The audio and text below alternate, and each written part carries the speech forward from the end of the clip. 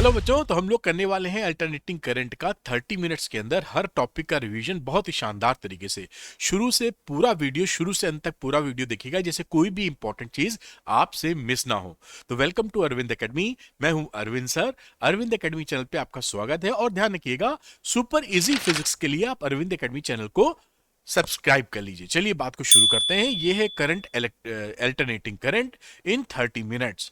और कई बच्चों को रहता है कि सर जो आप पढ़ा रहे हैं उसका पीडीएफ उनको मिल जाए। तो कुछ नहीं करना, आप अरविंद एकेडमी ऐप को डाउनलोड कर लीजिए और उसके बाद इसके स्टोर सेक्शन में जाइएगा। बेटा यहाँ स्टोर सेक्शन है, वहां पर आपको क्लास 12 फ्री पीडीएफ के नोट्स मिल जाएंगे। यहाँ पर जितनी भी पीडीएफ हैं वो बेटा अनलॉक हैं, तो उनको डाउनलोड करके अपनी पढ़ाई को आगे बढ़ा सकते हैं। मैंने आपके लिए अरविंद एकेडमी टेलीग्राम चैनल भी बना दिया है, इसको सब्सक्राइब कर लीजिए, ज्वाइन कर लीजिए। यहां पर मैं आपको अपडेट्स वगैरह देता हूं और गाइडेंस, जिससे कि आप जो मेहनत कर रहे हैं वो राइट डायरेक्शन में रहे और बेहतर परफॉर्मेंस आप कर सके।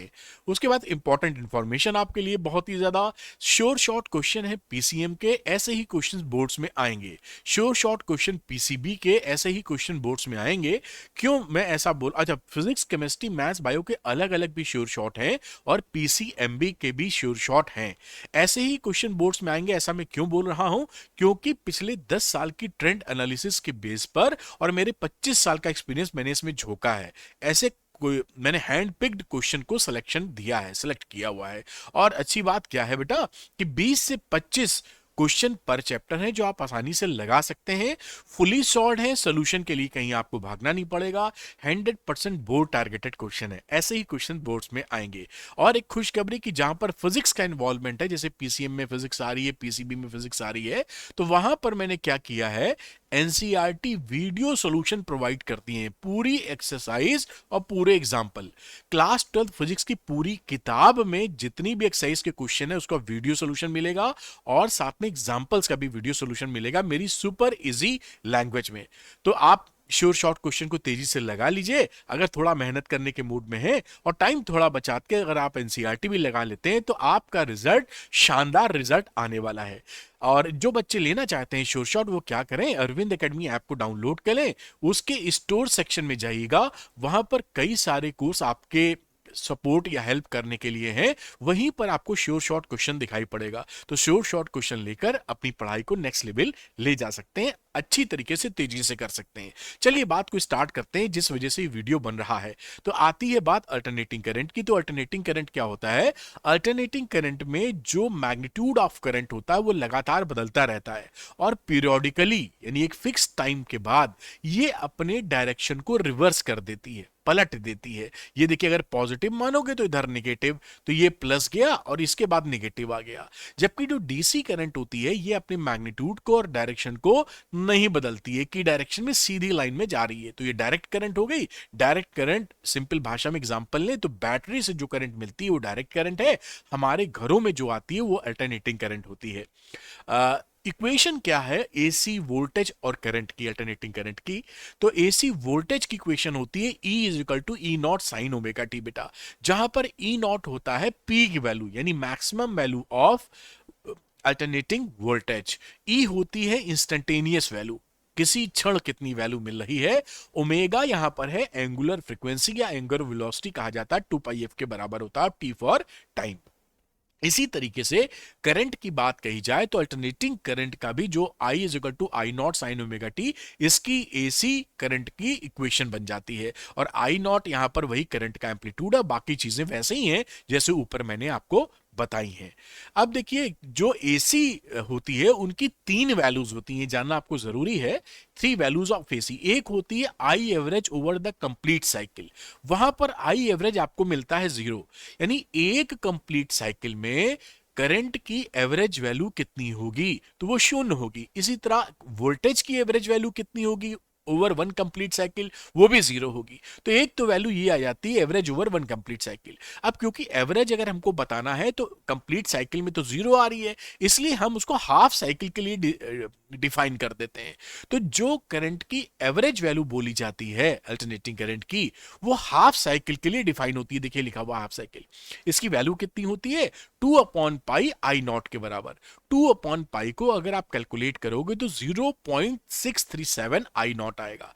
इसी तरीके से ई एवरेज की बात की जाए तो 2 upon pi into I not, यानी 0.637 ई नॉट के बराबर। ये ई नॉट है, ई एवरेज। और आई एवरेज बराबर आई एम लिखा, आई एम का मतलब होता है मीन। तो आई एवरेज या आई मीन एक ही चीज होगी, लेकिन ध्यान ये रखना है कि हाफ साइकिल के लिए डिफाइन की गई है।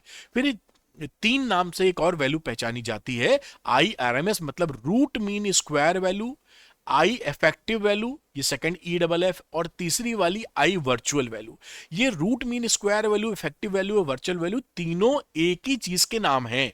तो ये नामकरण 3 नाम रखे हैं, लेकिन है यही चीज। तो आई आरएमएस, आई इफेक्टिव, आई वर्चुअल एक जैसी हो गई। आई आरएमएस की वैल्यू कितनी होती है, आई नॉट अपॉन रूट 2 के बराबर, यानी 1 अपॉन रूट 2 की वैल्यू कैलकुलेट करोगे तो 0.707 या 707 आई नॉट आ जाएगा। इसी तरह ई आरएमएस का मतलब है ई नॉट अपॉन रूट 2, यानी 0.707 ई नॉट के बराबर। तो ये ध्यान रखना है कि एसी के केस में 3 वैल्यू से खेल खेला जाता है। अब देखिए फेजर्स की बात करते हैं। तो क्या होता है कि असल में करंट और वोल्टेज फेजर्स नहीं होते। फेजर्स क्या होते हैं हम बताएंगे, लेकिन ये स्केलर क्वांटिटीज हैं। लेकिन अगर हम इनको वेक्टर क्वांटिटीज मान लें तो हमारी अल्टरनेटिंग करंट की जो स्टडी होती है वो आसान हो जाती है। यानी जो हमारा थ्योरेटिकल रिजल्ट एकदम एक्सपेरिमेंट रिजल्ट से मैच करना शुरू कर देता है आसानी से। ये इसलिए हम इसको वेक्टर्स मानते हैं। और फेजर भी एक तरह के वेक्टर है। तो फेजर क्या है, यहां पे देखिए मैंने लिखा है, फेजर एक वेक्टर होता है जो ओरिजिन के अगेंस्ट में रोटेट करता है। तो a phasor is a vector rotate about origin with angular speed omega. ये जैसे मैंने दिखाया है, ये ईएमएफ के लिए ई नॉट बनाया तीर, और ये आई नॉट ये ऐसे घूम रहा है, ये देखिए ओमेगा है। दूसरी डेफिनेशन आप कह सकते हैं, a rotating vector that represent a sinusoidal varying quantity is called phasor। sinusoidal varying quantity का मतलब क्या होता है, जो साइन और कॉस कर्व होता है लहर वाला, उस क्वांटिटी को रिप्रेजेंट करने वाली रोटेटिंग वेक्टर को हम फेजर्स बोलते हैं।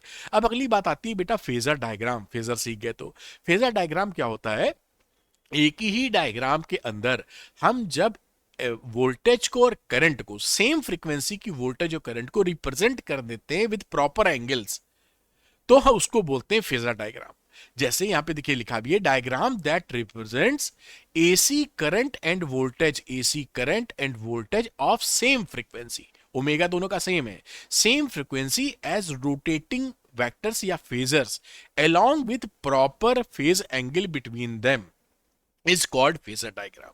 तो एक डायग्राम के अंदर करंट को और वोल्टेज को, जिसकी फ्रीक्वेंसी दोनों की सेम है, प्रॉपर एंगल के साथ रिप्रेजेंट करने को ही बोला जाता है फेजर डायग्राम। यहां पे देखिए सर्किल वर्किल बनाया गया, ये सर्किल अभी हटा दिया जाएगा क्योंकि काफी ज्यादा भसड़ लगने लगती है डायग्राम के अंदर, केवल ये तीर या एरो ही बनाए हुए दिखेंगे आपको आगे। तो E is equal to E not sine omega t का ये डायग्राम बना है। देखिए ये ओमेगा टी यहाँ पे फेज बोलते हैं, आगे बताएंगे। तो ये ई नॉट बनाया, ये लंबाई कितनी है इस तीर की या एरो की, ई नॉट के बराबर, और ये जो एंगल है ये दैट इज ओमेगा नॉट। यहां पर देखिए लिखा I equal to I not sine omega T plus five, तो ओमेगा टी से फाइव एंगल ज्यादा में आई नॉट बना दिया है। अब ये आई नॉट के जब हम प्रोजेक्शन लेते हैं वाई पर ना, तो ये वैल्यू होती है इंस्टेंटेनियस वैल्यू, और ये आई नॉट तो मैक्सिमम वैल्यू के लंबाई वाला तीर है ना, आप इसको पकड़ पाए होंगे। तो ये वैल्यू हो गई, इस तरह से रिप्रेजेंट करने का तरीका है जिसे आप फेजर डायग्राम बोल रहे हैं। चलिए एक कदम और आगे बढ़ाते हैं। अब यहाँ पे फेज एंड फेज डिफरेंस की बात करते हैं। तो अगर ई की वैल्यू लिखी है ई नॉट साइन ओमेगा टी, तो ये जो एंगल होता है बेटा ना ओमेगा टी, इसे ही हम फेज बोलते हैं। तो omega T is the five one, और मान लीजिए करंट है I equal to I not sine omega T plus five, तो इसका फेस ये एंगल हो गया, जैसे मैंने रिप्रेजेंट किया इसको फाइव टू बोल रहे हो। अब फेस डिफरेंस की बात करोगे तो फाइव टू में से फाइव वन घटा दो, दोनों के एंगल्स का डिफरेंस, तो फेस डिफरेंस क्या हो जाएगा delta phi, phi two minus phi one. इस केस में phi is the phase difference, इसे फेस डिफरेंस आप कह रहे हो, बड़ी सिंपल सी बात। अब इंपीडेंस एंड रिएक्टेंस अलग से सिलेबस में मेंशन है, इसलिए आपको कथा सुना देता हूं। देखिए क्या होता है, जैसे हम ओम्स लॉ पढ़ते थे और बोलते थे रेजिस्टेंस, रेजिस्टेंस क्या होता था, opposition to the current, current flow होने का विरोध करता था, करंट फ्लो का विरोध करता था। वही चीज अल्टरनेटिंग करंट के सर्किट में जो अपोजिशन टू द करंट होता है उसे ही हम इंपीडेंस बोलते हैं। यानी अल्टरनेटिंग करंट का सर्किट अगर है तो अपोजिशन टू द करंट जो आएगा उसे आप इंपीडेंस बोलेंगे, Z से रिप्रेजेंट करेंगे। इसको V अपॉन आई यानी इंस्टेंटेनियस वैल्यू V और I के रेशियो से रिप्रेजेंट कर सकते हो, V not upon I not से कर सकते हो रेशियो, या V RMS upon I RMS से। अब रिएक्टेंस क्या होता है, तो जो कैपेसिटर और इंडक्टर लगे होते हैं वो जो अपोजिशन टू द करंट दे रहे होते हैं अलग अलग या साथ में मिलके, उसे हम बोलते हैं रिएक्टेंस। जो इंडक्टेंस अपनी वजह से अपोजिशन टू द करंट देता है उसको बोलते हैं इंडक्टिव रिएक्टेंस। बेटा एक्सेल से शो करते हैं, ओमेगा एल के बराबर इसकी वैल्यू होती है। और जो capacitance opposition to the current देता है उसे बोलते हैं कैपेसिटिव रिएक्टेंस, और एक्सी की वैल्यू एक्सी से रिप्रेजेंट करते हैं 1 अपॉन ओमेगा सी के बराबर इसकी वैल्यू होती है। ये इंपीडेंस एंड रिएक्टेंस की बात हो गई। अब देखिए अल्टरनेटिंग करंट का सर्किट लिया है प्योर रेजिस्टेंस वाला सर्किट, यानी इसके अंदर केवल रेजिस्टेंस है थ्योरेटिकली और कोई चीज नहीं है, तो ऐसे सर्किट को आप बोलते हो प्योर रेजिस्टर सर्किट, केवल रेजिस्टेंस का होना। और अल्टरनेटिंग करंट के लिए इस तरह का सिंबल एस वाला सिंबल यूज करते हो, पता ही होगा, E is equal to E not sine omega t, इसका इक्वेशन लिख दिया ईएमएफ का अल्टरनेटिंग करंट का। इस प्योर रेजिस्टर सर्किट में जो E और I होता है वो सेम फेज में होता है। तो E is equal to E not sine omega, कैसे पता चला कि सेम फेज है, इसका भी देखिए फेज है ओमेगा टी एंगल, और I का भी जो फेज आता है वो भी ओमेगा टी, तो दोनों एंगल सेम है, यानी दोनों का फेज सेम है। तो E and I are in the same phase. इसका हमारे लिए फिजिकल मीनिंग क्या हो गया, यानी और क्लैरिटी से समझें तो हम ग्राफ बना लेते हैं। एक एक्स एक्सेस पे दिखाया है ओमेगा टी देखिए, और यहां वाई एक्सेस पे आई नॉट ई नॉट को रिप्रेजेंट किया है। सेम फेज होने का मतलब है कि जब जब आई करंट की वैल्यू मैक्सिमम होगी उसी समय ईएमएफ या वोल्टेज की वैल्यू मैक्सिमम होगी, और जब मिनिमम होगा करंट तो मिनिमम होगी वोल्टेज। जब एकदम मिनिमम की बात करें, जीरो था यहां या मिनिमम तो मिनिमम, यानी साथ साथ बढ़ रहे हैं साथ साथ घट रहे हैं, दे आर इन हार्मोनी। तो पीक वैल्यू भी एक साथ अचीव करते हैं, मिनिमम वैल्यू भी एक साथ अचीव करते हैं, इसी को बोलते हैं सेम फेज में होना। ये है देखिए यहां पर फेजर डायग्राम। तो यहां पर वो गोले हटा दिए गए हैं जिससे क्लमजी ना लगे ये इमेज या डायग्राम। यहां पर एक्स वाई एक्सेस खींचा है, ये डंडा पूरा खींचा है एरो ई नॉट के बराबर, और ये इसकी इंस्टेंटेनियस वैल्यू हो गई प्रोजेक्शन ऑन वाई। और ये आई नॉट वाला डंडा खींचा है आई नॉट, क्योंकि सेम फेज में तो दोनों तीर एक ही डायरेक्शन में बन गए, और इसकी आई वैल्यू हो गई। ध्यान, आई नॉट को ई नॉट से छोटा इसलिए बनाते हैं कि नॉर्मली करंट की वैल्यू 2 एम्पियर 5 एम्पियर 10 एम्पियर होती है, कम होती है, और ई की वैल्यू तो 220 240 300 और भी ज्यादा हो सकती है। तो करंट की का मैग्नीट्यूड ईएमएफ से कम होता है, इसलिए इसका एरो नॉर्मली हम छोटा बनाते हैं। तो प्योर रेजिस्टर वाली बात आप समझे। अब बात करते हैं प्योर इंडक्टर, यानी कि ऐसा सर्किट जिसमें केवल इंडक्टर, केवल कॉइल लगी है, बाकी उसका इंडक्टर के अलावा कुछ नहीं है। ठीक, इसमें देखेंगे आप तो ईएमएफ की इक्वेशन में एंगल या फेज आता है ओमेगा टी, और जो करंट होती है वो लैग करती है omega T minus pi by 2। तो प्योरली इंडक्टर सर्किट में जो करंट है वो ईएमएफ से या वोल्टेज से पाई बाय 2 एंगल लैग करती है। लैग करने का मतलब पीछे रहती है। तो आप जैसा जानते हैं कि अगर ए और बी में इस डायरेक्शन की बात करूं, अगर बी हमारा ए से आगे है तो हम ये भी कह सकते हैं कि ए बी से पीछे है। एक आगे है तो एक पीछे, दोनों स्टेटमेंट सही है। तो यहां पर समझते हुए अगर हम ये बोल रहे हैं कि करंट लैग कर रही है पाई बाय 2, तो हम ये भी कह सकते हैं कि वोल्टेज लीड कर रहा है पाई बाय 2 एंगल से। भाई एक आदमी आगे तो दूसरा पीछे, दो कहने का तरीका है। खैर, ओमेगा टी से ओमेगा पाई बाय 2 पीछे किया है तो लैगिंग लिख देते हैं, क्योंकि किताबों में अक्सर ऐसा लिखा मिलेगा। नॉट इन फेज, ये दोनों एक फेज में नहीं है, करंट लैग कर रही है पाई बाय 2 एंगल से वोल्टेज से। और ये यहां पर इसका क्या मतलब हो गया कि जो कि ई ने जो अपनी पीक वैल्यू अचीव की है, क्योंकि करंट पीछे है तो पाई बाय 2 एंगल बाद वो पीक वैल्यू अचीव करेगा, यानी करंट पीछे पीछे चलेगा पाई बाय 2 एंगल से। ये इसका फिजिकल मीनिंग हो गया, यानी समझने के लिए ग्राफिकल इंटरप्रिटेशन। अब यहां पे ग्राफ फेजर डायग्राम बनाने की बात आई तो आपने ईएमएफ का ई नॉट खींच दिया। अब ई नॉट में ओमेगा टी एंगल था तो ये देखिए ओमेगा टी एंगल बन गया, लेकिन इसका एंगल तो omega T minus pi by 2 है, तो ओमेगा टी से पाई बाय 2 पीछे बनाना पड़ेगा। तो इससे हमने पाई बाय 2 ये एरो पीछे खींच दिया, इससे पाई बाय 2। ये इंस्टेंटेनियस वैल्यू हो गई ई, ये आई और ये ई, और ये फेजर डायग्राम बन गया। तो इस फेजर डायग्राम को एसी कंटेनिंग प्योर या ओनली इंडक्टर, ये आप याद रखिएगा। अब ओनली, इसके अंदर एक चीज बड़ी और पूछी जाती है, ग्राफ बड़ा इंपॉर्टेंट है। देखिए एक्सएल की वैल्यू होती है ओमेगा एल के बराबर, यानी 2 पाई एफ एल, आप जानते हैं। तो एसी के लिए एक्सएल फ्रीक्वेंसी के प्रोपोर्शनल होता है। जितनी ज्यादा फ्रीक्वेंसी अल्टरनेटिंग करंट की होती जाएगी, उतना अपोजिशन टू द करंट बढ़ जाता है ना। तो इसी इसी को लेकर ये ग्राफ बनाया गया। ये ग्राफ बड़ा इंपॉर्टेंट है, देखिए मैंने लिखा भी है, आपसे एग्जाम में बहुत पूछा जाता है। एसी सर्किट के लिए एक्सएल और एफ में ये स्ट्रेट लाइन मिलती है जो ओरिजिन से जा रही हो। जैसे जैसे आप फ्रीक्वेंसी बढ़ाते चले जाएंगे, वैसे वैसे एक्सएल की वैल्यू बढ़ती चली जाएगी।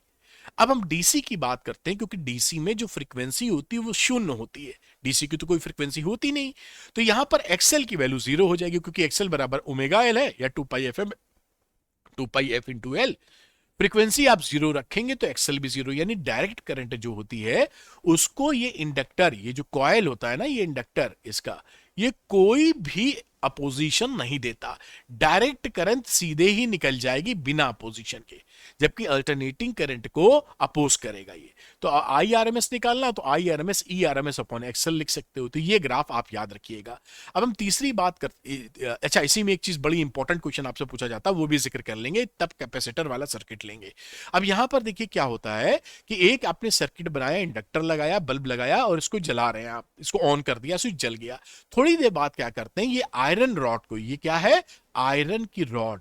अब सवाल ये पूछते हैं, आयरन की रॉड को इस इंडक्टर में इंसर्ट कर देते हैं तो इस बल्ब की ब्राइटनेस पे क्या असर पड़ेगा, या रॉड पहले से घुसी हुई है उसको बाहर निकाल रहे हैं, तो iron rod inserted in L या iron rod taking outside L, ये दोनों ही केस पूछे जा सकते हैं। मैं एक केस समझाऊंगा, दूसरा उसका उल्टा वैसे ही हो जाएगा।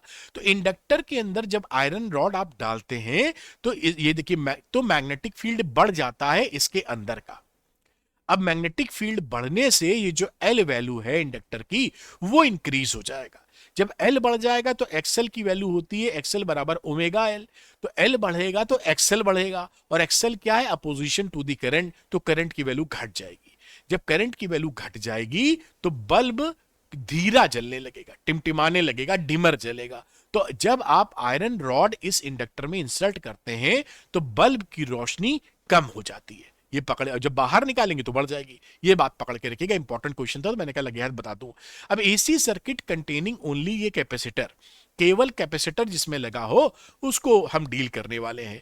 तो यहां पर आप देखेंगे कि करंट लीड करती है पाई बाय 2 एंगल्स। ये देखिए ईएमएफ या करंट वोल्टेज की फेज है ओमेगा टी, और करंट का फेज निकलता है omega T plus pi by 2। तो in pure capacitive circuit current Leeds voltage by pi by 2 angle. ये देखिए दोनों सेम फेज में नहीं है। इसका मतलब क्या है कि ई जो काम कर रहा है उससे करंट, क्योंकि आगे चल रही है तो पहले ही अचीव कर चुकी होगी। ये देखिए, ये इसने मैक्सिमम यहां अचीव किया है, इसने ऑलरेडी पहले अचीव कर लिया था। ये इसका ग्राफिकल इंटरप्रिटेशन है। फेजर डायग्राम बना लीजिए, एक्स वाई खींचा, ये ई नॉट खींचा। अब ये ओमेगा टी से पाई बाय 2 ज्यादा है, तो इससे पाई बाय 2 आगे आपने आई नॉट खींच दिया, काम खत्म। फेजर डायग्राम, ये इसकी इंस्टेंटेनियस वैल्यू ई की, और इसी तरह आई की डालोगे तो ये वैल्यू आपकी आई की आ जाएगी। तो ये फेजर डायग्राम हो गया प्योर कैपेसिटर सर्किट के लिए। अब देखिए यहां कैपेसिटिव रिएक्टेंस की बात कर लेते हैं। ये डायग्राम, जो ग्राफ है, ये भी बड़ा इंपॉर्टेंट है और मैं समझा देता हूं लगे हाथ आपको। तो ये देखिए एक्सी की वैल्यू होती है, यानी कैपेसिटिव रिएक्टेंस जो होता है 1 अपॉन ओमेगा सी के बराबर होता है, तो 1 अपॉन 2 पाई एफ सी हो गया। अब एसी के लिए XC is inversely proportional to F, यानी कैपेसिटर अगर फ्रीक्वेंसी आपकी ज्यादा हो जाती है तो XC की वैल्यू कम हो जाएगी। तो ये जो कैपेसिटर होता है वो AC को अलाउ कर देता है, जबकि डीसी को नहीं अलाउ करता, क्योंकि डायरेक्ट में एफ हो जाएगा 0। जहां एफ 0 रखोगे एक्सी की वैल्यू इंफिनिटी हो जाएगी, यानी opposition to the current infinite.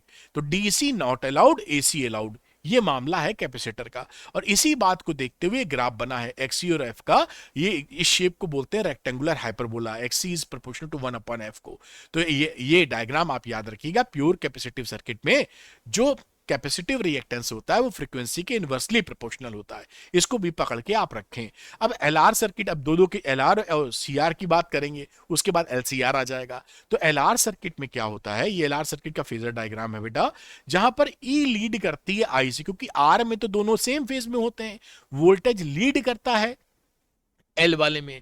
तो इसमें एलआर में जो वोल्टेज है वो आई से लीड करेगा फाई एंगल। ये डायग्राम ऐसे ही बनाया है।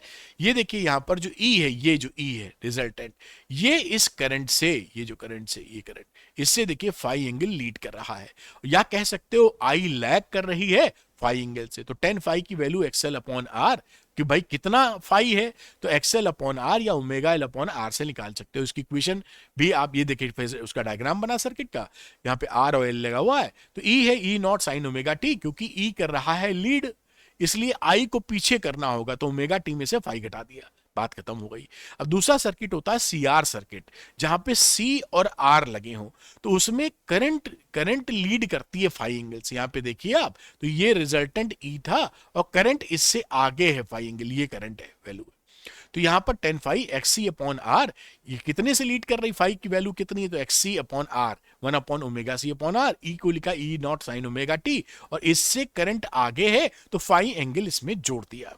ये हो गया सीआर सर्किट। अब तीसरा सर्किट होता है सीरीज एलसीआर सर्किट, जिसका जिक्र आप बहुत ज्यादा करते हैं। इसमें तीनों कंपोनेंट लगे हुए हैं, आर एल सी। अब आर में तो करंट और वोल्टेज सेम डायरेक्शन में होता है, सेम फेज में, लेकिन एल में क्या होता है, करंट से वोल्टेज लीड करता है इन केस ऑफ एल, और कैपेसिटर के लिए करंट से लैग करता है वीसी पाई बाई टू। ये पाई बाई टू एंगल की बातचीत चल रही है। तो यहां पर जब फेजर डायग्राम आप बनाओगे तो करंट को और वीआर को एक ही डायरेक्शन में खींच दिया, ये देख रहे हो आप, ठीक। अब वीएल बनाने जाओगे तो इससे वीएल 90 डिग्री आ गई, ये देखिए 90 डिग्री आगे आपने वीएल खींच दिया है, और वीसी जो है ये इससे पीछे, ये 90 डिग्री पीछे वीसी खींच दिया है। अब इसमें मैं ये मान लेता हूं कोई कि वीएल वीसी से बड़ा है, सपोज करिए, तो एक्सएल बराबर एक्सएल इज ग्रेटर देन एक्ससी का मतलब हो जाता है VL is greater than VC। अगर VL बड़ा होगा तो VC ठीक उसके अपोजिट है, तो इसमें से आप इस VL में से VC की वैल्यू घटा दीजिए, तो ये जो वैल्यू आ रही है एरो की ब्लू कलर वाले की, वो VL माइनस VC है। तो VL माइनस VC और इस VR का जो रिजल्टेंट होता है वो E के बराबर होता है। ये E इस VR से फाई एंगल आगे है, और इस ट्रायंगल को ये OAB लिख देता हूं समझाने के लिए।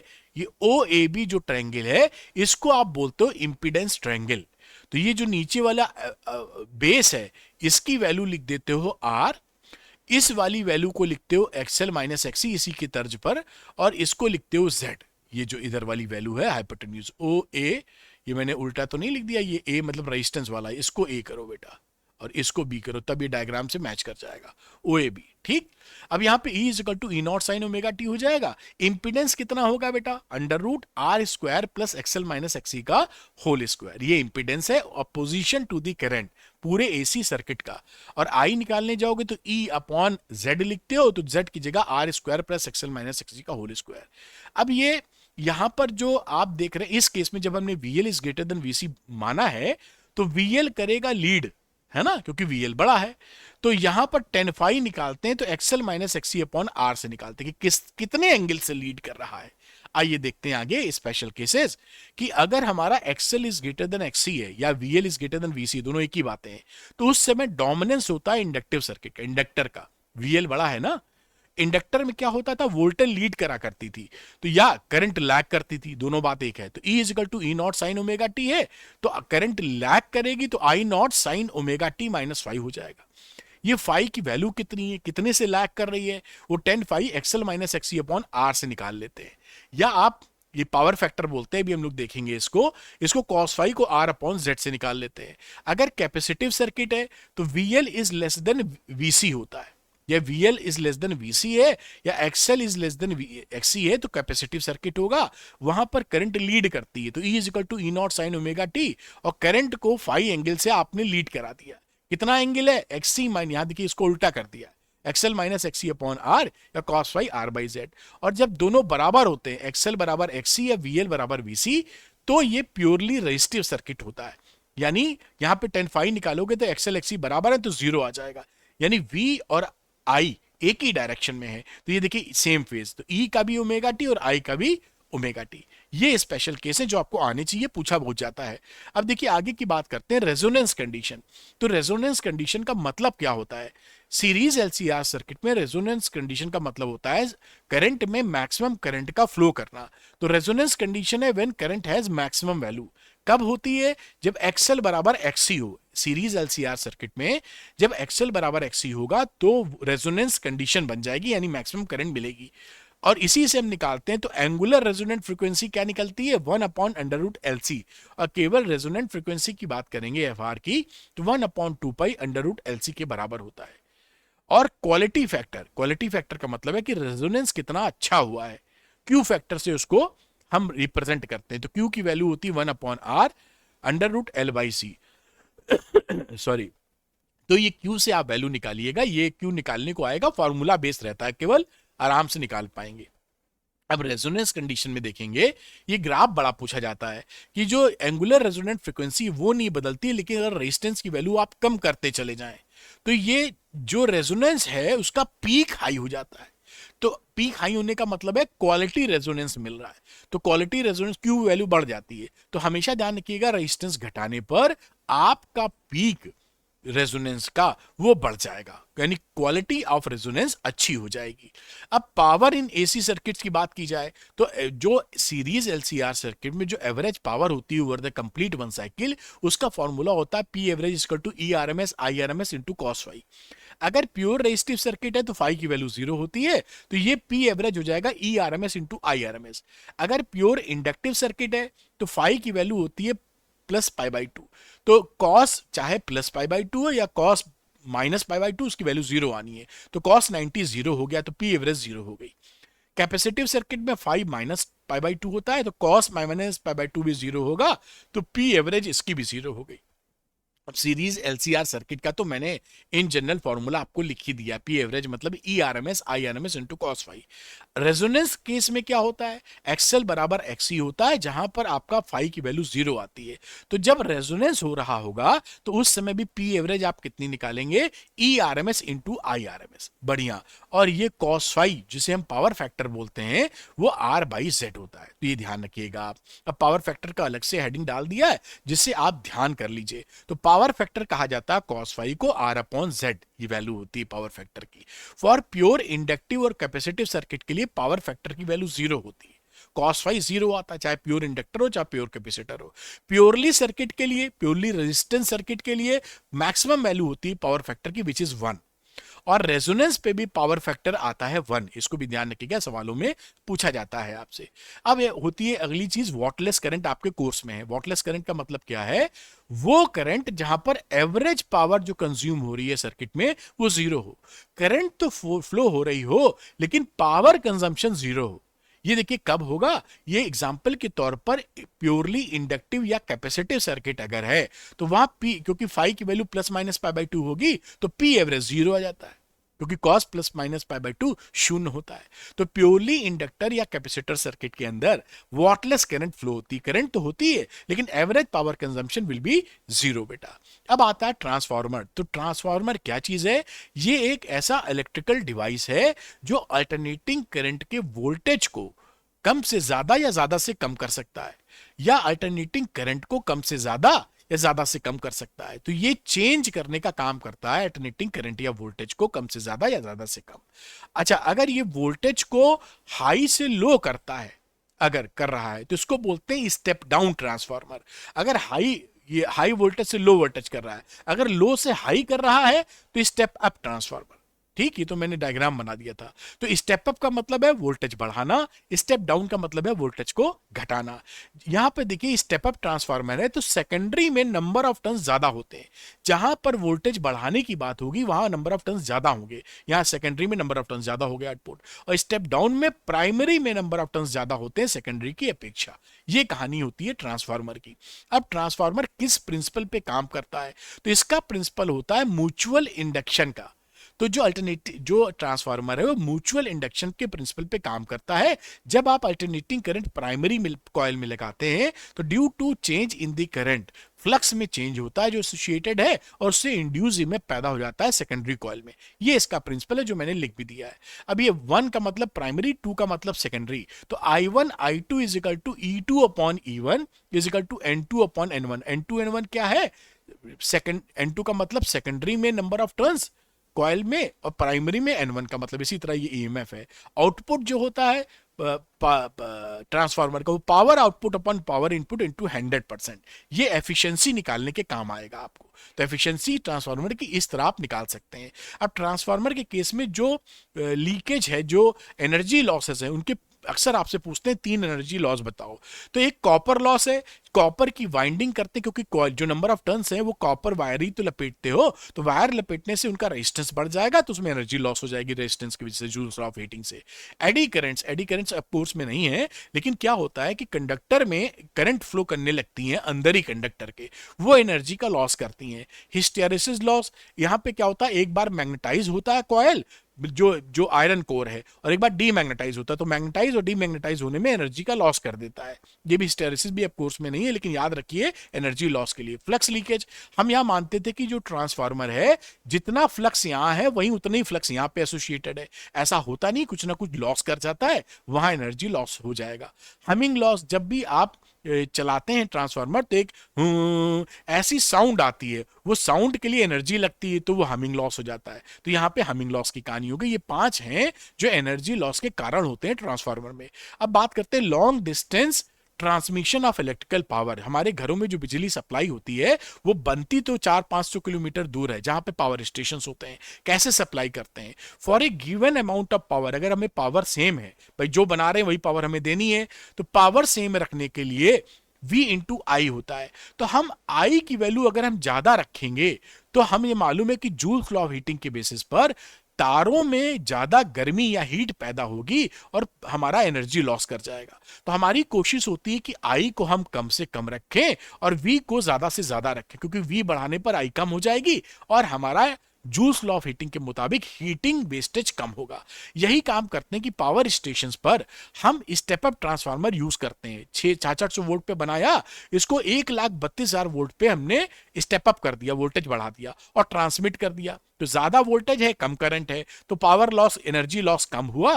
फिर हमारे एरिया में जो सब स्टेशन होते हैं, वहां पर हम स्टेप डाउन ट्रांसफार्मर यूज करते हैं। 132 से 1,32,000 वोल्ट से 11,000 वोल्ट में ले आते हैं इसको। और फिर हमारे घरों में, कॉलोनी में, गले मोहल्ले में जो ट्रांसफार्मर कंज्यूमर ट्रांसफार्मर जो लगे होते हैं, वो 11,000 वोल्ट को कम कर देते हैं स्टेप डाउन ट्रांसफार्मर 220 वोल्ट में, और हमारे घरों में हो जाती है सप्लाई जो हम इस्तेमाल कर पाते हैं। तो इस तरीके से पूरी बात मैंने कंप्लीट कर दी कि कैसे कुछ भी छोड़ा नहीं है। और जाते जाते बड़ी important information, sure short question है पीसीबी के, ऐसे ही क्वेश्चन बोर्ड्स में आएंगे। पीसीबी पीसीएम के हैं, फिजिक्स केमिस्ट्री मैथ्स बायो के भी अलग अलग हैं, पीसीएमबी के भी हैं बेटा। ऐसे ही क्वेश्चन बोर्ड्स में आएंगे। ऐसा मैं क्यों कह रहा हूं? क्योंकि 10 साल की ट्रेंड एनालिसिस और मेरे 25 साल का एक्सपीरियंस लगा है, जिससे मैंने ये चुनिंदा सवाल आपके लिए चुने हैं। 20 से 25 क्वेश्चन पर चैप्टर है, आसानी से लगा सकते हैं, फुली सॉल्व है, सोल्यूशन के लिए कहीं भागना नहीं है, 100% बोर्ड टारगेटेड क्वेश्चन है। ऐसे ही क्वेश्चन बोर्ड्स में आएंगे। जिन कोर्सेज में फिजिक्स इन्वॉल्व है, जैसे यहाँ पे पीसीएम में, पीसीबी में, तो वहां में एनसीईआरटी वीडियो सॉल्यूशंस, पूरी किताब का एक्सरसाइज और एग्जांपल्स का वीडियो सॉल्यूशन मैंने सुपर इजी लैंग्वेज में रिकॉर्ड किया है, मैं यहां पर आपको उसके साथ दे दूंगा। तो आप मेहनत करना चाहते हैं तो श्योर शॉट के साथ एनसीईआरटी भी लगा सकते हैं, जो आपके पास मौजूद रहेगी। तो जो बच्चे श्योर शॉर्ट क्वेश्चन लेना चाहते हैं, वो अरविंद एकेडमी ऐप को डाउनलोड कर लीजिए, उसके स्टोर सेक्शन में जाइएगा और वहां पर आपको श्योर शॉर्ट क्वेश्चन दिखेंगे। उसको लेकर पढ़ाई को आसान बना सकते हैं, अपने मार्क्स को बढ़ा सकते हैं। Thank you very much for watching this video. Subscribe करना मत भूलिएगा अरविंद एकेडमी चैनल को। Thank you, good luck to you, bye बेटा।